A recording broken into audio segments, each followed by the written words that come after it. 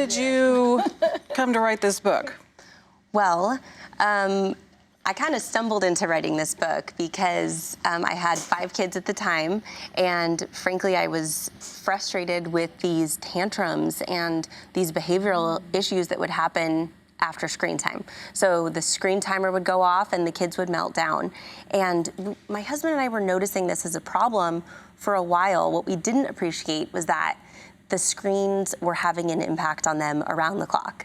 We didn't notice that until we fully pulled the plug and took away the screens cold turkey. And like a lot of parents, we were already monitoring screen time. We were setting the timers, an hour, maybe 2 a day. We thought that was very responsible. That's what the guidelines recommend, and still we were seeing these problems. So one day I came home from running errands, and one of my kids greeted me at the door, not with "Hi, Mommy," but with, "Can I play on your phone?"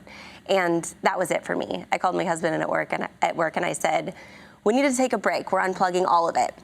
He was totally on board, so we told the kids at dinner that night, and it didn't go very well. There were a lot of tears. Imagine that. They were not happy.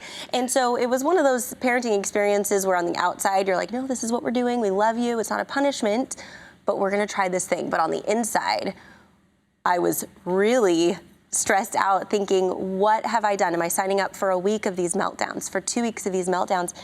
And thankfully, it couldn't have been further from the case. It was like flipping a switch. We got our kids back. They were more creative. They were calmer. They were in better moods. They got along better. And the fix was totally simple. So I've been helping families. I started helping friends through this. They started sharing with their friends, and then strangers were contacting me. And I'm like, I would love to share these tips with families. The fix is so simple, and you can get your kids back very easily. So did you have to help them entertain themselves when they didn't have the phone? So this is the beauty. Our kids are being numbed out, so their imaginations are being stifled. So when you take it away, this is the beautiful part, you're actually allowing them to rekindle a love of real life. You're giving them space to use their imaginations that God gave them to cultivate the hobbies and skills they were created to do. So it really is just about parents not wringing our hands, but rolling up our sleeves and saying enough is enough. We want to try something new. We're going to take a break and help our kids. And how did it turn into a book? Well, parents started asking, we want this change in our kids too, but we're terrified. So how do we get through the 2 weeks? It sounds like kind of difficult. And so I put all of our tips into this book. The first half is how to get through the 2 weeks. Very, very practical. What I found in doing the research for the book is that there are a lot of resources out there across disciplines, neurologists, psychiatrists, social workers, teachers telling you this is a problem. We see it in our kids, they see it in the classroom, that you can see it, in the counseling center, that too much screen time is hurting our kids. But parents already know that. So what parents want to know is, how do we fix it? And that's where I found there wasn't a lot. And parents don't want to read through volumes of books. Parents are in the trenches, on the front lines. They're trying to get from the carpool done. They're trying to get the laundry done. What they need is something they can pick up that says, here's what you do when the kids are throwing a fit. Here are some practical ideas. Here are some book recommendations to get you through. And that's the book I wrote. So the first half is all about getting through those 2 weeks. And the second half is how to create a long-term plan to sustain those great results without totally moving off the grid. Because most families don't want to eliminate all technology forever. They just want to put it in its right place in their home. So that's what I help parents do. So is that what you did? You took it away for just a short term and then brought it back into the home? Were the kids begging for it? Did it really kind of help reset it so they didn't need guidelines as much as they were starting to draw good boundaries for themselves? Like, what did that look like once that was over? Yes. So but my husband and I had planned for 2 weeks, and we didn't tell the kids it was 2 weeks. We looked at the calendar and I said, I think that's all I can handle if this goes really poorly. But it didn't go poorly. It went amazingly. And so at the end of the 2 weeks, I looked at the calendar and said, why would we ever go back to the way that it was before? So we extended it, and we wound up doing it for several months, probably 5 months. And then the kids kind of started asking, you know, we do like some of these games. We do enjoy some of these things. How do we work it back in? And so my husband and I sat down, and this is what I help parents do. And the beauty here is it's going to look a little different for every family because God put parents as the shepherds and guides for their kids, depending on how old they are, on how much digital entertainment they can handle without flipping their lid or losing it. So, yeah, we worked it in and we worked it back in. Right now it looks like we watch family movies, quality family shows, sometimes after dinner and dishes are done. And, you know, we use it to connect with each other. We use it to create. And when it comes to isolating and consuming digital entertainment, we kind of kicked that out. So the plan has worked phenomenally for our kids. And to answer your question too, Tony, about, you know, were they begging for it? This is why the detox is so effective, because you're giving your kids, and this is what I help parents do, give your kids this time period where they are honing their skills and their gifts and the way that God wired them. You know, the Bible calls us to train up our children in the way they should go. That actually means according to his bent, right, according to the way they were wired. So parents have this huge calling of helping identify those giftings and those interests in our kids. And I learned more about my kids in those 2 weeks and that period than I did before. I thought my 3 oldest kids, for example, their favorite hobbies, they would have said, was each a different video game. And I was okay with that before our detox. I thought that's just how kids are these days. And you know, it's very common, but after our detox, they have different hobbies that are actually worthwhile. There are things they found new. One of my kids loves to draw, and he said, "Let me teach the family how to draw this thing. I was working on it in this book I checked out from the library, how to draw." And so we said, "Great, let's do that after dinner." Another one of my kids took up football and just loves it. So, you know, it's kind of just giving your kids the space to let their natural wiring get cultivated.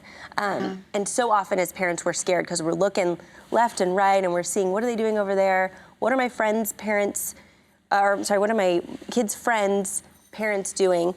And we think that if we're doing what's average, that it must be okay, but it's not working. No. So I would just encourage parents that if you are seeing these negative results, you can absolutely bring your kids out of it and set a completely new tone for your. So you can't say you do it and then the parents be on the phone, right? So the parents have to give up. So did you and your husband give up, you know? That's huge. This is probably the question I get asked most often is, well, did you detox yourself? Right. And the answer is, we actually didn't.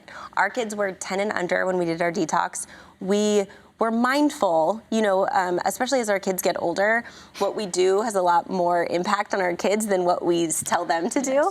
And as our kids move into the tween and teen years, that can be huge for them. So I really recommend parents, if your kids are 10 and up, we found it very effective for parents to choose an aspect of their own tech use and detox that alongside with your kids. And that can be really powerful to them because you're showing them, I'm not doing this to you, I'm doing this for you. And with you. And with you, yeah. absolutely. And so the last chapter in the book is actually about that very thing, technology for mom and dad, and how to kind of get some clarity on that and guide our kids through it, because they're living in a digital world. We're not trying to hide from that. We're just trying to equip them so that they know how to navigate it.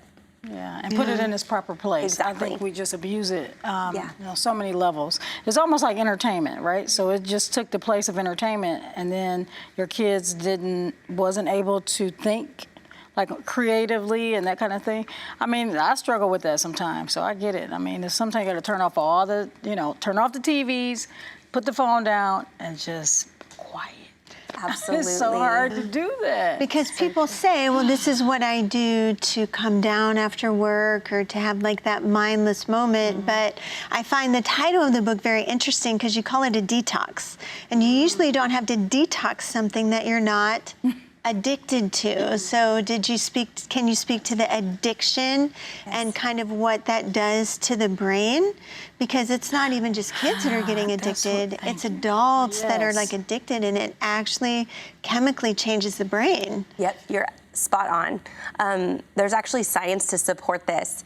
And what's happening is that, so the brain is wired to create dopamine. It's that feel-good chemical that is released, that neurotransmitter, whenever we experience anything pleasurable. So you eat a bite of delicious food and dopamine is released, or you go for a walk, dopamine. Well, these devices are created by brilliant engineers out in Silicon Valley who have taken what we know about how to release dopamine in the brain, and they've engineered dopamine release points into their video games and apps that we're handing to our kids. So the amount of dopamine that is getting created in our kids' minds, it's so enormous that dopamine receptors are actually numbing out. And now it looks like any addictive cycle where what once required this amount of dopamine release to experience this amount of pleasure now requires this amount of dopamine to experience this amount of pleasure.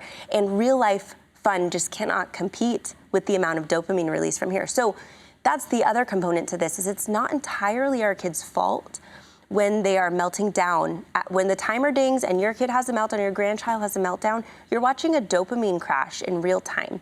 So that's why the detox works, is you're resetting those dopamine levels. You're bringing it back down to normal real life. And now our kids actually have a shot at learning to love reading for pleasure, for example. And I talk about this in the book. I assumed, and a lot of parents do, that some kids like to read for pleasure, some kids don't. That is actually not true. And I know that because we have worked to hook any kind of child on reading and to help cultivate a love of reading in any kid, which has so many rewarding aspects to it for the rest of their lives. It's just a matter of helping matchmake with that genre of book that they like. So what we're doing is we're just clearing the space in their heart and their mind so that we can actually connect with our kids, help them form a love of these things they were wired to love. And also, I mean, the key to all of this truly is just that God wired us for relationship. He wired us to be together, to connect with our kids, and our kids are starving for that connection. And what they're getting is entertainment under the guise of connection, and that's not what it is. So we have what we need as parents to just take a break, and I wrote this guide to help parents through that. Yeah. Hey everyone, hope you enjoyed the video. To see more like this, be sure to hit the subscribe button below. Get all the latest content from TCT Ministries. We'd love to pray alongside you for God's blessings in your life, so you can email your prayer requests to prayer@tct.tv or click the link below and submit your request at tct.tv. God bless you and thank you for watching.